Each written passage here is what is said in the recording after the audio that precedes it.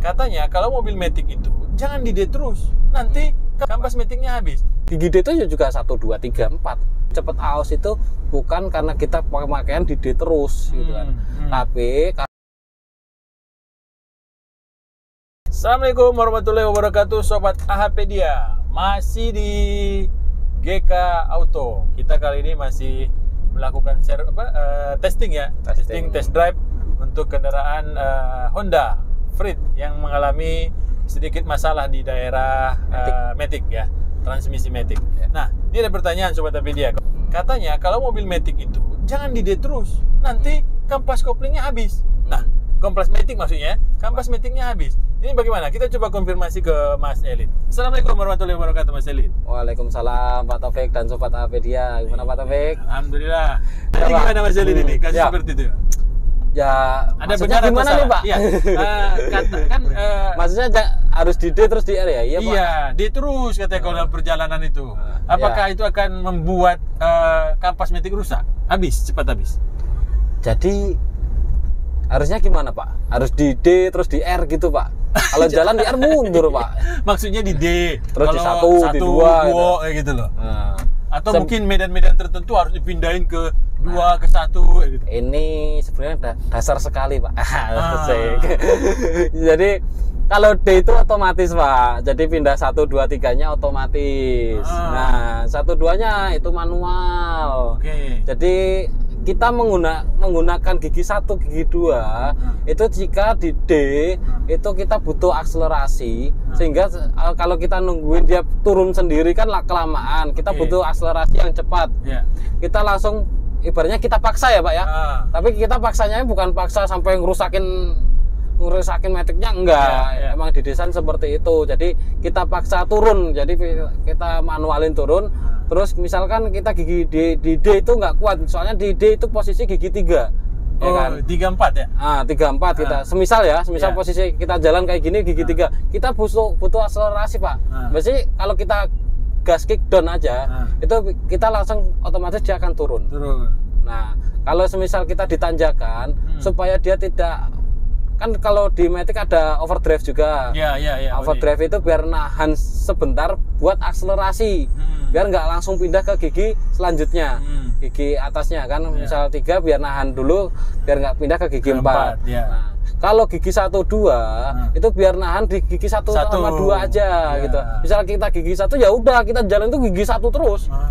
Kalau gigi 2 terus. Jadi kalaupun di D itu bukan gigi drive sendiri, bukan ya Pak? Kan D kan drive, bukan gigi drive. Jadi gigi D itu juga 1, 2, 3, 4. Oke. Jadi ini di mana maksudnya bahwa kampas Matic itu cepat habis? Kalau kayak gitu? Sebenarnya sih itu pernyataan yang salah. Kalau saya ya, kalau pendapat saya pernyataan yang salah. Jadi kalau kampas Matic itu kan habis gara-gara itu kan pertama kan karena umur pemakaian. Yang jelas. Yang kedua itu kayak seperti kemarin. Jadi ada trouble di satu masalah, dia merembet ke kampasnya, ya kan? Kayak kasus Avanza kemarin dari tekanan oli yang kurang. Jadi pistonnya itu nggak bisa menekan kampas dengan maksimal, kayak setengah kopling. Itu juga sama kayak kita mobil manual, kalau kita setengah kopling mobil akan cepat habis, selip bau gosong, ya kan? Kayak kampas kopling aja kayak gitu kan Pak. Betul. Jadi yang bikin rusak yang bikin cepet aus itu bukan karena kita pemakaian di D terus gitu kan. Tapi karena ada yang pertama umur, yang kedua ada sistem yang bermasalah di sistem Maticnya, entah itu ada kebocoran, tekanannya kurang, atau dari sensor, kan ada sensornya juga, ada sensor-sensor yang lemah atau itu yang mengakibatkan tekanan Matic itu berkurang. Nah, soalnya prinsip kerja Matic itu berdasarkan tekanan oli. Tekanan oli ya. Iya. Jadi kalau tekanannya kurang, otomatis dia tidak menggigit ya. Ya. Jadi harusnya kopling itu ngepresnya itu kenceng. Iya betul. Karena nekanannya kurang, jadi kayak selip. Selipnya itu akan mengikis, akan membuat kampas kopling kompas Maticnya itu aus sehingga cepat habis. Jadi bukan karena kita di D gitu. Itu penjelasan dari saya Pak. Oke. Nah, kalau di medan tanjakan, pokoknya nih, di medan tanjakan kita tetap di D. Itu tidak ada hubungannya dengan kampas kopling habis. Nggak ada Pak. Oh. Nah nanti kalau di D, semisal kita nggak kuat nih, kita di D Pak, kita pindah ke 2, nggak kuat kita pindah ke 1 gitu. Kadang di setiap mobil kadang ada beda. Mas gigi saya nggak ada D, ada 2 sama 1, cuma ada gigi L kan. Ada B. Nah, ada B juga. Kata Mas Nope ya. Mas Nova ya. Kata Mas Nova ini B ini buat apa kalau di D ya? Nggak tahu Pak saya. Udah dijawab teman-teman, Mas Elin nggak tahu. Saya jawab bodo amat Pak. Nah, Sobat Apedia, ini jawabannya sudah disampaikan oleh Mas Elin. Ternyata tidak ada hubungannya D dengan cepat kampas matic itu habis. Iya. Jadi ternyata tadi bukan masalah di D-nya, tapi oli tekanannya kurang atau olinya kurang gitu ya. Iya. Nah, bagaimana Sobat Apedia tanggapan dari Mas Elin? Apakah Anda punya tanggapan sendiri? Ya, silakan komentar di bawah kolom ini, di kolom komentar kita. Mungkin ada yang menyatakan setuju, ada yang tidak setuju, ya dibuat ininya, apa namanya? Nanti, penjelasannya. Ya, setiap nanti ada komentar, ada kasus. Nanti kita akan saring Pak. Saring yang sekiranya itu sangat penting dan sangat sering dialami. Kita belum bikin konten, kita buatin Pak. Khusus untuk Sobat AHpedia. Nah, jadi biar nggak ada perdebatan Pak. Ini yang benar yang mana, yang salah yang mana itu. Nah, Mas Elin, kalau di mobil manual yang penyebab kampas kopling habis itu cara berkendara ya, salah satunya. Nah, itu. Yang kampas apa tadi? Setengah kopling. Setengah kopling. Jadi kita pedal koplingnya itu nggak lepas dari pedal kopling Pak. Kakinya itu masih nempel ya kan. Itu kan membuat koplingnya jadi kayak setengah kopling, jadi slip, jadi nggak lepas full. Jadi di matic itu setengah kopling nggak ada? Nggak ada. Nah, ada full kopling deh Pak. Full kopling. Tapi kalau setengah kopling terus berarti ada yang trouble Pak di maticnya Pak. Tuh Sobat Apedia. Jadi sebenarnya kampas matic itu awet ya kalau begitu? Kalau aman, kalau semua komponennya itu normal? Awet Pak. Berapa ribu kilometer yang pernah Mas lihat?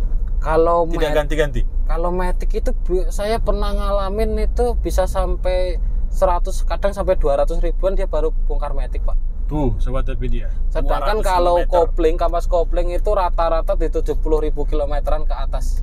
Sudah habis? Sudah habis pemakaian normal ya. Kadang ada yang sampai 100 juga. Tergantung pemakaian kali ini. Tergantung pemakaian. Ya, soalnya waktu saya di dealer 20.000 juga pernah ganti kopling Pak. 20.000? Iya. Nah loh, manual ganti kopling 20.000 kilometer. Jadi sebenarnya sih kalau kopling kayak gitu nggak ada patokan berapa.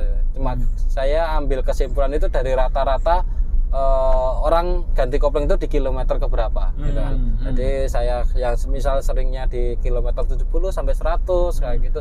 Itu berarti kan pemakaian normal rata-rata segitu gitu kan. Kalau di bawah itu berarti pemakaiannya nggak normal, maksudnya dari segi penggunaan. Baik. Jadi kalau kita coba bisa catat yang disampaikan Mas Elin, kalau mobil matic itu cepat ganti ganti kopling, itu pasti salah satunya lebih kepada gara-gara perawatan yang kurang ya. Iya, perawatan kurang. Terus masih kalau kampas matic yang udah aus sebelum waktunya, itu pasti kan ada trouble bukan dari kampas maticnya Pak. Pasti ada yang lain. Jadi kampas matic itu hanya akibatnya. Akibat ya. Sedangkan yang kita cari itu penyebabnya. Kenapa kok kampas matic bisa habis gitu kan? Itu yang perlu kita cari. Jadi kalau kita cuma nyelesain akibatnya tanpa nyelesain cari tahu penyebabnya, nanti akan belum lama ganti lagi Pak. Bener nggak Pak? Betul. Iya. Semisal kampas matic habis nih, kayak seperti kemarin, itu yang Avanza itu juga udah pernah traumatik Pak. Ganti kopling, ganti kampas. Kampas matic set katanya. Tapi tidak menyelesaikan masalah. Tapi yang drumnya itu kan nggak diganti. Nggak diganti. Drumnya itu belum ada setahun turun lagi. Gara-gara tekanannya bocor. Tekanannya coba. Kadang ada yang diakalin dibubut. Kan karena itu kan nggak rata, aus kan, karena teflon itu kan. Bukan ditambah Pak, diratain. Diratain. Diratain. Mas, kalau menggunakan scan itu bisa ketahuan berapa sih tekanan normal atau enggak dari matic itu? Ada nggak? terbaca. Kadang setiap mobil beda-beda Pak. Beda-beda. Ngebacanya itu line pressure Pak. Line pressure. Nah, kalau di scan nanti ada terbaca line pressure. Tapi nggak semua mobil kita scan dia bisa ngebaca. Jadi contoh aja kalau di Nissan kita baca mungkin ada keterangan line pressure berapa gitu. Tapi beda merek kadang nggak ada, dia nggak ngebaca. Beda merek. Kalau Honda Stream, Honda Freed. Kalau Honda Freed tadi nggak kebaca juga. Oh, nggak kebaca. Makanya yang bikin susah kayak gitu Pak. Mungkin karena alatnya universal mungkin ya, bukan alat khusus ya. Khusus ya. Oke. Kita udah sampai lagi nih Pak. Sampai lagi Sobat Hapedia, kita di GK Auto. Jadi GK Auto ini tempatnya lapang, luas, parkir banyak, bisa mobil berapapun di sini kita susun rame-rame. Ya mirip parkir Carrefour lah Pak. Iya Carrefour Sobat Hapedia. Nah, jadi kesimpulannya bagaimana Mas Irin? Ya. Jadi untuk masalah matic jika di D itu habis itu salah Pak. Salah ya. Jadi salah. Jadi yang bikin kampas habis itu bukan dari segi penggunaan kita di D terus kayak gitu. Jadi yang bikin habis itu dari komponen di maticnya, entah itu dari oli atau ada dari komponen matic yang lain yang mengakibatkan tekanan oli itu berkurang. Ya, gitu. Kalau kita bejek-bejek bawahnya nih, sering digunakan untuk kick down gitu. Itu mempercepat habis nggak? Bisa juga Pak. Soalnya juga. Kan itu kalau kita kick down kayak gitu kan slip rasionya bertambah. Oke. Oh iya benar. Ya kan, slip rasionya bertambah, jadi kemungkinan habisnya kan lebih cepat. Cuman cepetnya itu nggak langsung. Efeknya tetap jangka panjang. Soalnya itu slip rasionya juga mungkin udah diperhitungkan juga kan.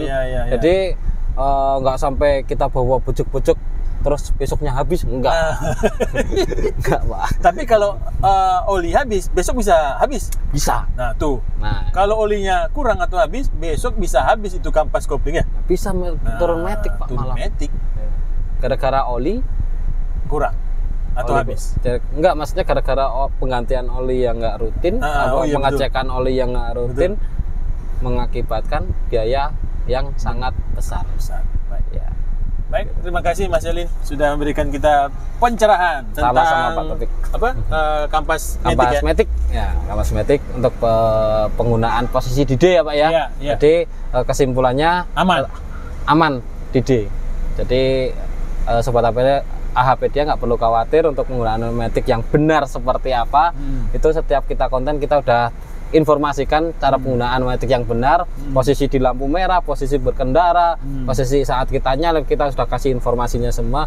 Semoga tidak ada yang bingung lagi, harus yang benar seperti apa supaya maticnya lebih awet. Jadi nggak perlu untuk mengeluarkan budget yang banyak untuk turun matic. Sekian dari servis diutamakan. Yang penting servis, pengecekan diutamakan. Jadi kalau nggak bisa servis sendiri, maksudnya pengecekan sendiri, bisa merapat ke bengkel terpercaya atau terdekat untuk pengecekan aja gitu kan. Misalnya. Jadi untuk berkendara pun lebih aman. Siap. Baik. Terima kasih Mas Elin. Sama-sama Taufik. Sekian dari saya. Wassalamualaikum warahmatullahi wabarakatuh. Waalaikumsalam warahmatullahi wabarakatuh.